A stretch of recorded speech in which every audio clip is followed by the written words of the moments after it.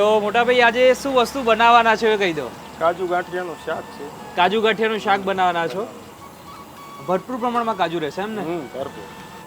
Creaminess કરવા માટે આપણે જે અમૂલ ફ્રેશ ક્રીમ આવતી હોય છે એ આપણે એડ કરી દીધી છે. જે કાજુ તો રખાઈ ગયા છે પણ હવે ગાંઠિયા અંદર આવી રહ્યા છે. કોઈ દૂરથી આવે છે તો ચોક્કસ આવાય કે આનો લાવો લીધા જેવો છે. જિંદગીમાં અહીંયા આવે એટલે એક કરે નહીં યાદ રહી જાય કાયમ માટે કે ભાઈ આને જેવું બીજે કાંઈ મળશે નહીં ટેસ્ટ.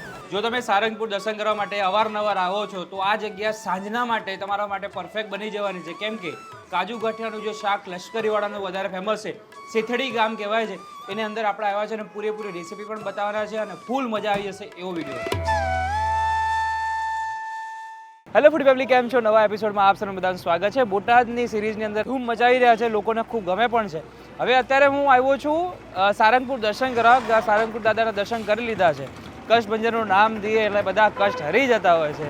હવે તમને કષ્ટમાં જો ભોજન પ્રત્યે આવ્યું હોય તે પણ હરી લીધું છે. આ જગ્યા તમારા માટે પરફેક્ટ બની જશે. એનું રીઝન છે સારંગપુર બોટાદ વચ્ચે 4 કે 5 જ કિલોમીટર તમે થોડુંક આગળ આવશો એટલે તમને સેથડી ગામ જોવા મળશે. એ ચોક પાસે તમને લશ્કરી કાજુ ગાંઠિયાનું શાકનું એક બોર્ડ તમને જોવા મળશે. તો એ જગ્યાએ આપણે આવ્યા છે. લાઈવ તમને બતાવવાનું પણ છું કે અહીંયા કાજુ ગાંઠિયાનું શાક કેવી રીતે બને છે. અને મારા ખ્યાલથી 10 થી 12 વર્ષ જૂના છે અને જોઈશું કેવી રીતે બનાવે છે. પ્લસ આજુબાજુના ગામના લોકો સાંજ પડે અથવા દર્શનાર્થી જે પણ આવે છે અહીંયા નાસ્તો વખત જમીને જતા હોય છે. આવી જાઓ મારા સાથે, બતાવી દો તમને. અહીંયા છે ને જે જમવા આવ્યા છે એમને જ આપણે પૂછીએ કે એ ક્યાંથી આવ્યા છે અને અહીંયા શું એમને વધારે ભાવે છે. અને મેં આવ્યો ને ત્યારે એમને જોયું કે ફટાફટ ચલો આ કાઢી લો. એટલે મારા ખ્યાલથી રેગ્યુલર ગ્રાહક પણ કદાચ કહી શકાય. સાહેબ, તમે ક્યાંથી આવ્યા છો અને તમને અહીંયા કેટલા ટાઈમથી તમે જમો છો એ કહો પહેલાં તો. પહેલા પ્રથમ તો હું અહીંયા પોતે સર્વિસ કરું છું. મારું વતન છે કુંડલી, અહીંથી 18 કિલોમીટર થાય. પણ અહીંયા પ્રાથમિક શિક્ષક તરીકે ફરજ બજાવું એટલે અચાનક આ વર્ષોથી અમારા જૂના અને જાણીતા મિત્ર છે એટલે અમે અવારનવાર અહીંયા નાસ્તો કરવા માટે અને જમવા માટે આવીએ છીએ. તો અહીંયા જે અમે વર્ષોથી જે એક એનો ટેસ્ટ જળવાઈ રહ્યો છે કાજુ ગાંઠિયાનું શાક, એ અત્યારે અમે જમી રહ્યા છીએ. બીજું ઘણા બધા લોકો મને એવું પણ કહેતા હોય છે કે આ કાજુ ગાંઠિયા એક વખત કોઈ ખાઈ ગયા પછી આખી દુનિયા ફરી લે પણ આ સ્વાદ નહીં મળે. હા, એ તો સાચી વાત છે. કારણ કે વર્ષોથી નહીંતર તમે પહેલાં જુઓ અહીંયા એટલી બધી ભીડ નહોતી થતી. પણ હવે બહાર સાંજે તમે આવ્યા નથી, સાંજે આવો ને તો સાચો ખ્યાલ આવે કે 10 વાગે કેટલી ભીડ હોય છે અહીંયા. શું વાત છે? હા, અચ્છા. તો સાહેબ, બીજા કોઈ સારંગપુર દર્શન કરવા આવે છે તો એ સમયે કદાચ એને અહીંયા આવવું હોય, બરાબર છે, તો અહીંયા આવવું જોઈએ કે નહીં એમ? બોટાદ સાળંગપુર રોડ ઉપર નીકળો તો અહીંયા આ કાજુ ગાંઠિયાનું શાક અને પાઉંભાજી બંને વસ્તુ અવશ્ય ટેસ્ટ કરજો. કોઈ દૂરથી આવે છે તો ચોક્કસ આવાય કે આનો લાવો લીધા જેવો છે. જિંદગીમાં અહીંયા આવે એટલે એક કરે નહીં યાદ રહી જાય કાયમ માટે કે ભાઈ આને જેવું બીજે કાંઈ મળશે નહીં ટેસ્ટ. અને 100%. તો મોટા ભાઈ આજે શું વસ્તુ બનાવવાના છે એ કહી દો. કાજુ ગાંઠિયાનું શાક છે. કાજુ ગાંઠિયાનું શાક બનાવવાના છો. તો પહેલા આપણે સિંગ તેલ હોય છે કે આપણે નોર્મલ તેલ? નોર્મલ કપાસિયા તેલ. ઓકે, કપાસિયા સનફ્લાવર બે જો બરાબર છે. અને આપણે અત્યારે જીરાથી વઘાર કરી દીધો. જીરાથી વઘાર. ઓકે, જીરું, ડુંગળી, આપણે ડુંગળી એડ કરી દીધી છે. કેપ્સિકમ, શિમલા મરચાં, કેપ્સિકમ, શિમલા મિર્ચ જે આપણે નાખીએ છીએ. ટમેટા, આપણા ટામેટા આવી ગયા છે. લસણ, આદુ, મરચાંની પેસ્ટ. ઓકે, લસણ, આદુ, મરચાંની પેસ્ટ આવી ગઈ. મસાલો છે. ઓકે, આપણો જે ગરમ મસાલો આવી ગયો. આ રેશમ પટ્ટો મરચું છે. આ આપણું લાલ મરચું આવી ગયું, કાશ્મીરી મરચું. રેશમ, હા, રેશમ પટ્ટો. એ તીખાસ બી પકડે અને કલર બી આવે. કલર બી આવે. હળદર છે. હળદર આવી ગઈ. ગ્રેવી છે. આ શેની ગ્રેવી હોતી હોય છે નોર્મલ, એ પણ કહી દો. ડુંગળી, ટમેટા, કાજુ, મગજ. જે પંજાબીની જે ગ્રેવી આપણે બનાવતા હોઈએ એ જ ગ્રેવી. અચ્છા. બીજું આપણે શું શું એડ કરતા હોય છે નોર્મલ? આમ મસાલાથી વઘાર કરતા હોય. મસાલાથી વઘાર કરવા, ક્રશ કરી નાખે. અને આપણે જે છે ગ્રેવી આપણે કમ્પ્લીટ તૈયાર મિક્સરમાં આપણે કરતા હોય છે એ રીતે અહીંયા કરી રાખવામાં આવતી હોય છે. એટલે કેવું ઇન્સ્ટન્ટ જેટલા પણ લોકો આવે છે આવી રીતે તવા ઉપર જ આખું કાજુ ગાંઠિયાનું જે શાક છે એ તૈયાર થતું હોય છે. જે પણ કદાચ સારંગપુર દાદાના દર્શન કરવા જતા હોય એટલે આ જગ્યાએ તો ખાસ એક ધક્કો તો ખાઈને જ જાય. સાંજે 4:30 કે 5 વાગે જેવું સમથિંગ ચાલુ થઈ જતું હોય છે અને તવા ઉપર આવી રીતે કન્ટિન્યુ, જેમ તમને એવું લાગતું હશે કે પાઉંભાજી બની રહ્યું છે, પણ પાઉંભાજી નહીં, પણ અહીંયા સૌથી વધારે કાજુ ગાંઠિયાનું શાક ખાવા માટે ખાસ દૂર દૂરથી લોકો આ જગ્યાએ આવતા હોય છે. આપણે કેટલા વર્ષ જૂનું છે આપણું આ જગ્યા? 12 વર્ષ. 12 વર્ષ થઈ ગયા ને? 12 વર્ષથી કાજુ ગાંઠિયાનું ઓકે, શરૂઆત કોણે કરી હતી? શરૂઆત પહેલા નાસ્તાનું મારા પપ્પાની બનાવતા, પણ ભજીયા ને એવું બધું બનાવતા. અચ્છા, પછી બપોર પછીનું ચાલુ કરી દીધું. હા. નાસ્તો. હવે આ- પાવભાજી અને કાજુ ગાંઠ. હા, હવે જે આ ગામ છે એ કહેવા જઈએ તો બોટાદ અને સારંગપુર દાદાનું મંદિર થી વચ્ચોવચ પડે છે, વચ્ચોવચ. બરાબર છે. તો આ જે ગામડું છે મારા ખ્યાલથી બહુ જ નાનું ગામડું છે. તો એવા સમયની અંદર તમે આ નાની તવાની અંદર લોકો બનાવતા હોય, પણ આટલું મોટું કઈ રીતે એમ? પછી તો બધી જાહેરાત બધાને આનંદ થાય. હા. જમીન લોકો જમતા ગયા અને તમારી જાહેરાત થતી ગઈ. જાહેરાત એ રીતે થઈ. અચ્છા, ઓકે. તો પહેલા આપણે દ્રાક્ષ નાખી દીધી, કાજુ આવી હા, ગયા, કાજુ. ભરપૂર પ્રમાણમાં કાજુ રહેશે એમ ને? ભરપૂર. ક્રીમીનેસ કરવા માટે આપણે જે અમૂલ ફ્રેશ ક્રીમ આવતી હોય છે એ આપણે એડ કરી દીધી છે. એટલે આપણે એમ ક્રીમીનેસ જેવું જે કાજુ ગાંઠિયાનું શાક હોય એ આપણે તૈયાર થતું હોય છે એમાં. આપણી જે મેન મોનોપોલી જે છે એ જે એમને આગળ જે ગ્રેવી નાખી છે એ જ વસ્તુ મેન હોતી હોય છે. પણ જેમ તમારે આપણે તવા ઉપર આ જે કાજુ ગાંઠિયાનું શાક કઈ રીતે બને છે એ તમારી સાથે આજે શેર કરી રહ્યા છે. તો જરૂરથી તમારે ઘરે પણ કદાચ આવું ટ્રાય કરવું હોય તો કરી શકો છો. પણ સાચો સ્વાદ તમારે લેવો હોય તો સેથીડી ગામે જ આવવું પડશે. સારંગપુર દાદાજી લોકો દર્શન કરવા જતા હોય છે, ત્યાં પ્રસાદીનો તો લાવો દરેક લોકો લે છે જ. પણ ઘણી વખત એવો સમય હોય કે ભાઈ સારો નાસ્તો ક્યાં કરવો જોઈએ, તો એના માટે એક સાંજના સમયનો આ ઓપ્શન તમારા માટે સૌથી સર્વશ્રેષ્ઠ અને બેસ્ટ બની શકે એમ છે.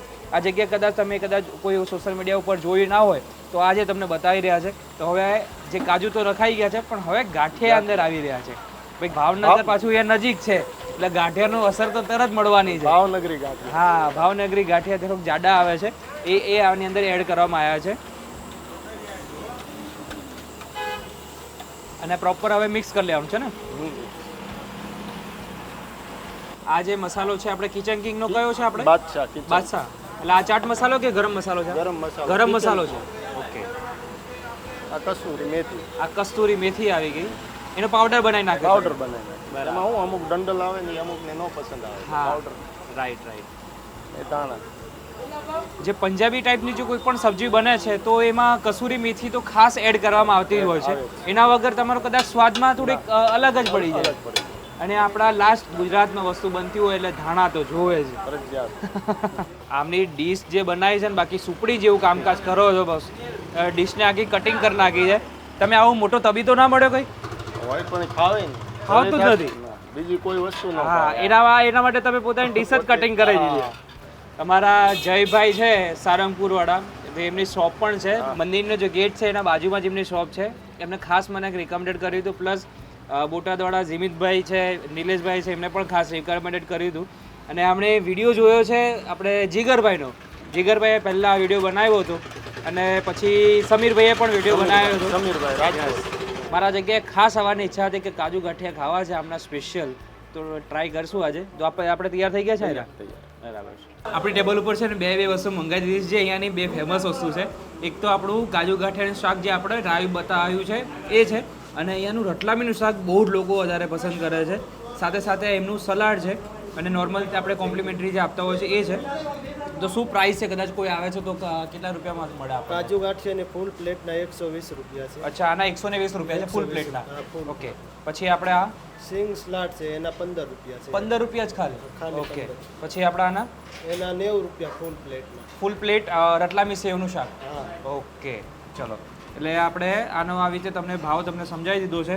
અને બ્રેડ ને કેવી રીતે હોતું હોય છે? બ્રેડ એક નંગના 7 રૂપિયા છે. એક નંગ લો એટલે 7 રૂપિયા તમારે આપવાના. ઓકે.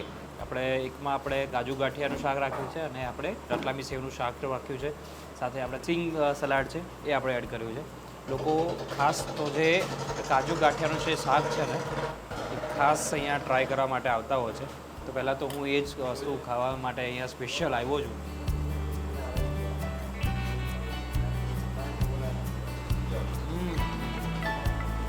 જે કદાચ સારામાં સારી પંજાબી હોટલમાં તમે જમવા જાઓ ને એનાથી 4 ગણું એ લેવલનું આપણે કદાચ જે કાજુ ગાંઠિયાનું જે શાક ખાઈએ ને એનાથી પણ જબરદસ્ત વસ્તુ બનાવી છે. અને સ્વાદની જો વાત કરીએ તો પાછળથી થોડીક સે તીખાસ અને ગટપણમાં વધારે લાગે છે, એટલે સ્વીટ વધારે લાગે છે. એનું કારણ છે કાજુ નાખેલા છે, પ્લસ દ્રાક્ષ પણ નાખી છે, ટામેટા ને બધું છે, ક્રીમ નાખી છે. ક્રીમીનેસથી ભરપૂર પ્રમાણમાં છે. એક વખત તો હું એમ કહું છું કે સારંગપુર કદાચ કોઈ દર્શન કરવા માટે આવે છે ને તો એક વખત તો આ ખાવું જ પડે. નહીં તો ધક્કો અધૂરો ગણાય એવું કદાચ હું કહી શકું અહીંયા. દીવાનો થઈ ગયો છે યાર, આ એકદમ જબરજસ્ત લેવલે. આમાં કોઈ પનીર બનીર નથી નાખ્યું તો પણ જે એનો જે સ્વાદ આવે છે ને માઇન્ડ બ્લોઈંગ છે. પછી આપણે એમનું જે રટલામીનું શાક બનાવ્યું છે,